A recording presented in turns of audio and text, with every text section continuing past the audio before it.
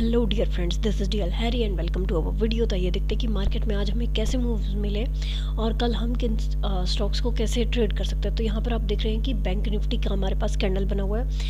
हमने कल कहा था कि अगर ये इस कैंडल का हाई ब्रेक कर देता है, क्योंकि एक ट्रेंड लाइन आ रही थी और जहाँ से इस लो ने रिजेक्शन लिया था कि अगर ये इसका हाई क्रॉस करेगा तो हमें इसमें अपसाइड का मूव देखने को मिल सकता है। बट आज क्योंकि गैप अप ओपनिंग हुआ और एक सिर्फ छोटा सा हाई लगाया था, वो भी पहली ही मिनट की कैंडल में, उसके बाद ये कंटिन्यू डाउन आया और इस कैंडल को पूरा कंटिन्यू आप देख रहे हैं एनगल्फ कर लिया है। तो अब जो एक हमारा अपसाइड का व्यू था वो अब यहाँ पर रिजेक्ट हो गया है और यहाँ पर अगर हम देख रहे हैं कि अपसाइड से पूरा डाउन साइड का मूव आ रहा है और यहाँ पर अभी इसके पास और पोटेंशियल है कि ये डाउन जा पाए लगभग 34,100 तक, क्योंकि यहाँ पर पहले जो लो लगे हैं वो इसी प्राइस के आसपास है। और अगर हम पूरा पैटर्न देखेंगे यहाँ पर प्राइस का, तो ये देखिए यहाँ पर स्ट्रॉन्ग सपोर्ट जो आ रहे हैं वो 34,000 के पास ही आ रहे हैं। उससे पहले इसके पास और अच्छे सपोर्ट नहीं है डेली टाइम फ्रेम पे।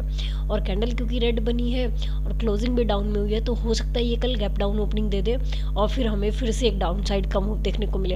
अदरवाइज अगर ये कल थोड़ा गैप अप भी करेगा तो भी ये इसी कैंडल के इनसाइड रहने का ही चांस ज़्यादा है कि ये इसी जोन में ही ट्रेड करे और कल इस कैंडल का हाई क्रॉस नहीं करे। 15 मिनट के टाइम फ्रेम में अगर हम देखेंगे तो आज का जो सिनेरियो बना है वो देखिए, गैप अप ओपनिंग हुआ, पहली ही कैंडल में थोड़ा सा अप लगाने के बाद रिजेक्शन आया और फिर कल क्लोजिंग को इसने डाउन साइड में मूवमेंट करते हुए फिर एक चेक किया और वापस डाउन आकर कंसोलिडेट किया है। तो यहाँ पर कंसोलिडेशन का मतलब है कि अब अगर ये इस लो को ब्रेक कर देगा, जो कल यहाँ पर डबल टॉप जैसा पैटर्न था हमारे पास और यहाँ पर वापस आकर रुका है, तो अगर ये ब्रेक करेगा तो ये डाउन जाने के बहुत ज़्यादा चांसेस है, बिकॉज ये लेवल फिर स्ट्रॉन्ग नहीं रह पाएगा।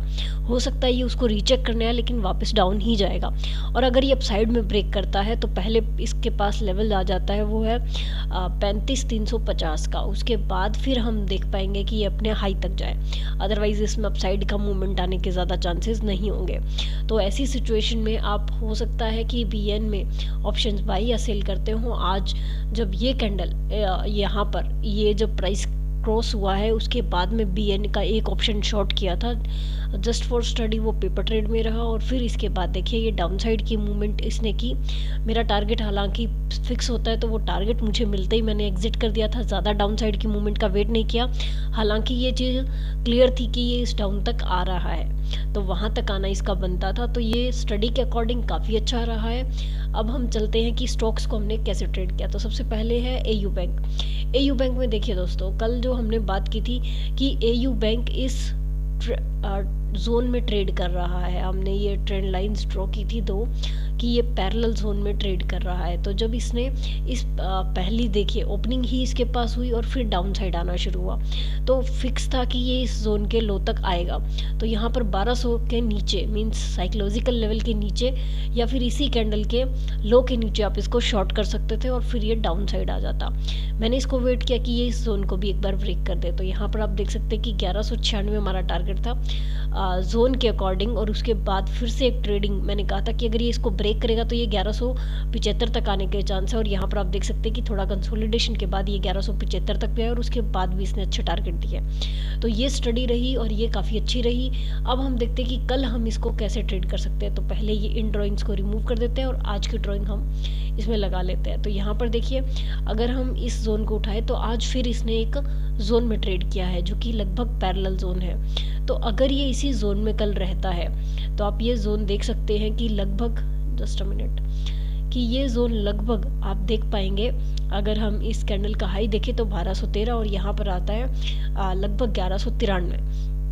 तो हमें लगभग यहाँ पर 20 पॉइंट का ये जोन देखने को मिल रहा है। तो अगर ये इसी जोन में ट्रेड करता है तो हमें 20 पॉइंट मिल सकते हैं और अगर इस जोन को ब्रेक कर देता है तब भी हम 20-20 पॉइंट के टारगेट के लिए अपसाइड या डाउन साइड जा सकते हैं। डेली टाइम फ्रेम पे अगर हम इसको देखेंगे तो ये अभी भी डाउन साइड का ही बना रहा है। आप देख सकते हैं कि यहाँ पर रेड कैंडल ग्रीन कैंडल से ज़्यादा बड़ी बन रही है। तो यहाँ पर अगर ये अपना लो ब्रेक कर देता है तो ये फिर से डाउन जाएगा और इसका लेवल जो निकल कर आ रहा है वो 1116, जो कि एक बहुत बड़ा टारगेट है डेली टाइम फ्रेम पे, वो हमें मिल पाएगा। जहाँ पर आप देख रहे हैं कि पहले एक डाउन साइड का गैप था और फिर एक अप साइड के लिए गैप था, तो वो फिल हो सकता है। तो पॉसिबिलिटी यही है कि ये पहले तो वो उसी जोन में ट्रेड करे और उसके बाद अगर डाउन आता है तो हमें पहले 20 पॉइंट्स का ही टारगेट रखना है। नेक्स्ट हम चलते हैं एक्सिस बैंक पर। आज इसमें कोई ट्रेड नहीं लिया और आप देख रहे हैं कि डेली टाइम फ्रेम पर ये एक जोन में है। तो अगर ये इसी जोन में ट्रेड करता है तो डेली टाइम फ्रेम के अकॉर्डिंग आप इसको ट्रेड कर सकते हैं, अदरवाइज इसे अवॉइड कर सकते हैं। 15 मिनट के टाइम फ्रेम पे अगर हम चले तो यहाँ पर आप देखेंगे कि मॉर्निंग में ही एक अच्छा मोमेंटम इसमें आ गया था।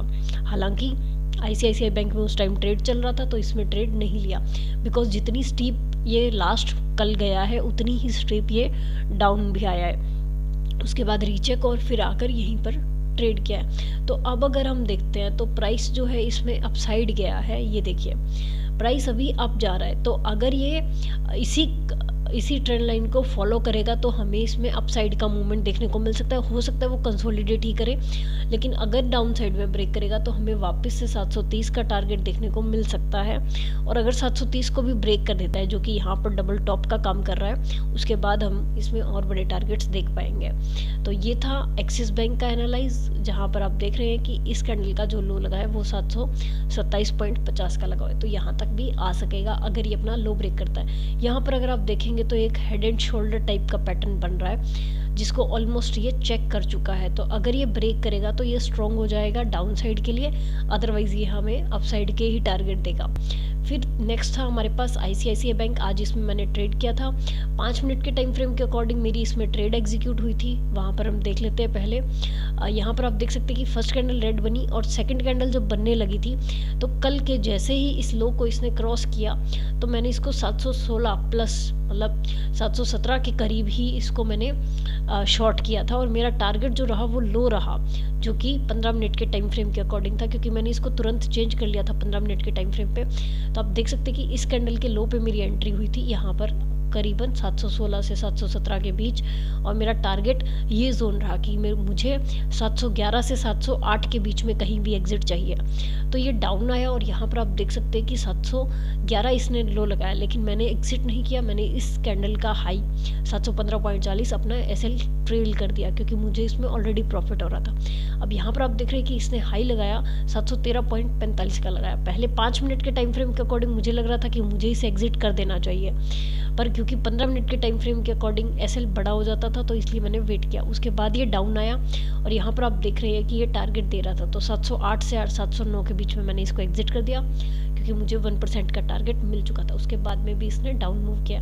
अब हम कल देख सकते हैं, इसमें पहले डेली टाइम फ्रेम पे एनालाइज कर लेते हैं, क्योंकि ये रेड कैंडल ही बना रहा है और बहुत अच्छी बना रहा है। इसके बाद जो नेक्स्ट इसके पास टारगेट आ रहे हैं वो आ रहा है ये लेवल, यानी कि लगभग 680 का, और आप देख रहे हैं कि ये साइकोलॉजिकल लेवल पर आकर रुका है। तो अब अगर ये इसको ब्रेक करता है तो हो सकता है वो इसको चेक करने ज़रूर आए, लेकिन फिर ये डाउन ही आएगा।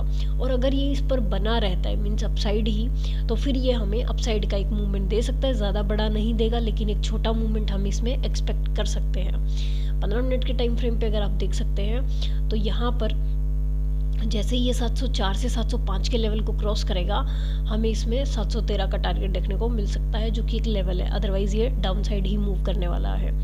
अब हम चलते हैं JSW के स्टील की तरफ। इसमें भी कोई ट्रेड नहीं लिया गया, जस्ट बिकॉज आप यहाँ पर देख रहे हैं कि ये कंसोलिडेशन हुआ, गैप अप हुआ।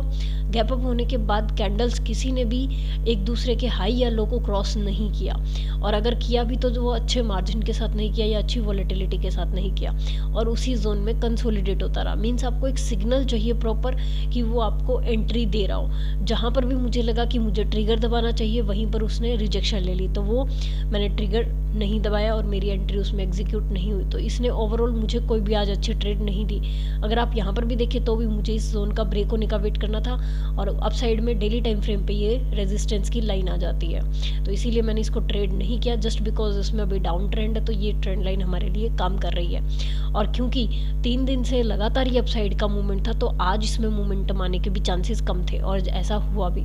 अब कल शुक्रवार है, अगर इसका लो ब्रेक हो जाता है, जो कि आज का लो है, आप देख सकते हैं 649.60, अगर वो ब्रेक हो जाता है तो ये हमें डाउन साइड के टारगेट देगा। अदरवाइज अगर ये अप साइड में ब्रेक करता है तो हम इसमें 680 का लेवल देख पाएंगे। और 15 मिनट के टाइम फ्रेम पे अगर हम चले तो यहाँ पर आप देख सकते हैं कि इसने जो रिजेक्शन ली है वो इस ट्रेंड लाइन के नीचे आकर ही लिया। तो अब अगर ये अपसाइड की मूवमेंट हमें देता है तो हम 663 या लगभग 663 के ऊपर अपनी एंट्री सोच सकते हैं। और डाउन साइड में अगर ये इस लेवल को यानी कि 649 के लेवल को ब्रेक करता है तभी हम इसमें 639 का टारगेट देख पाएंगे। अदरवाइज ये इसी जोन में रहने के ज़्यादा चांसेस हैं। तो अगर आप जोन में सेफ फील करते हो तो आप इस जोन को भी ट्रेड कर सकते हैं। तो आज के लिए इतना ही फ्रेंड्स, मिलते हैं नेक्स्ट वीडियो में। Till then thank you and happy trading.